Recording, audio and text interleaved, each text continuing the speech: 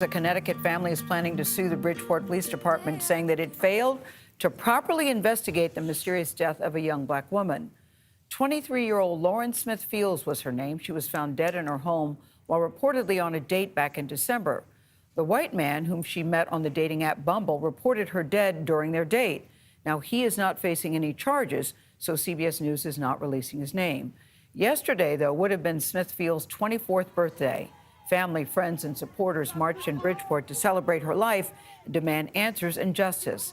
Smith Fields' family called detectives' handling of the case racially insensitive, and alleged that the college student's civil rights were violated.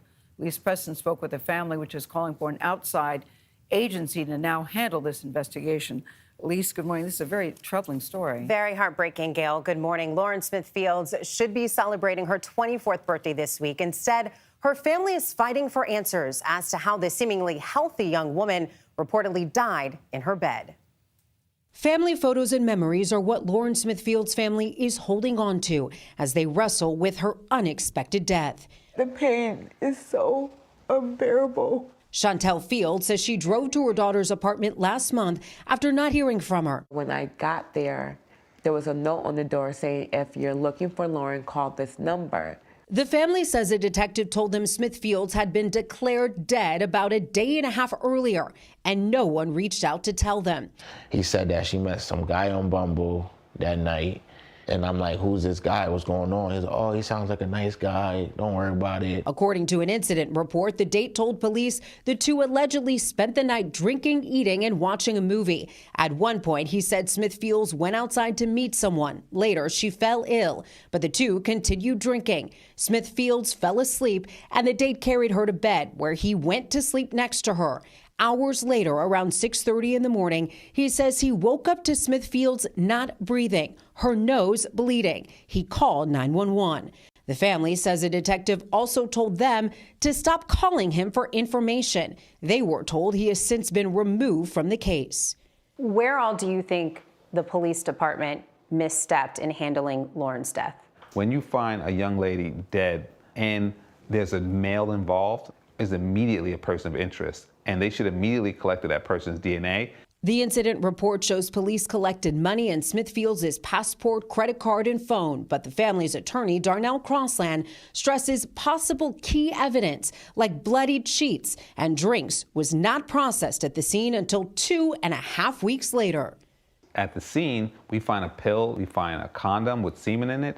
In a statement to CBS News, Bridgeport Police Acting Chief Rebecca Garcia says there are elements of misinformation being reposted, adding they will release a final comprehensive report at the end of their investigation.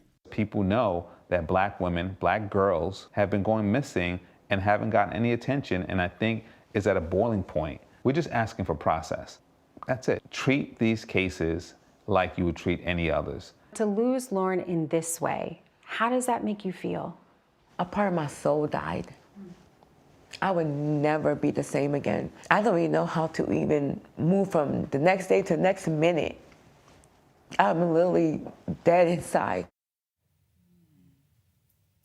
Now, the medical examiner's office tells CBS News an autopsy report should be complete in about a week. The family has paid out of pocket for an independent autopsy as well.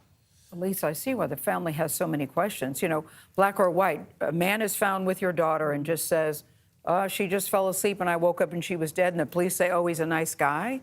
Oh, that makes no sense to me. It's so heartbreaking. And for them to not know, the mom said that she hadn't heard from her daughter. She goes to the door and there's a note. If you're looking for Lauren, call this number. And the number was to the police department. Yeah. There was no effort to find the family or track down the family? According to the family, that they did not hear from the police. They also said that they waited outside the house for 5 hours for police to arrive, and they never showed up. It's devastating. It is devastating. I hope they get the answers that they need. Elise, thank you so much. Thank you. Very nice to meet you. Sorry Definitely. to these Glad to have you at the circumstances. table. Nice to have you at the table. Thanks for having me.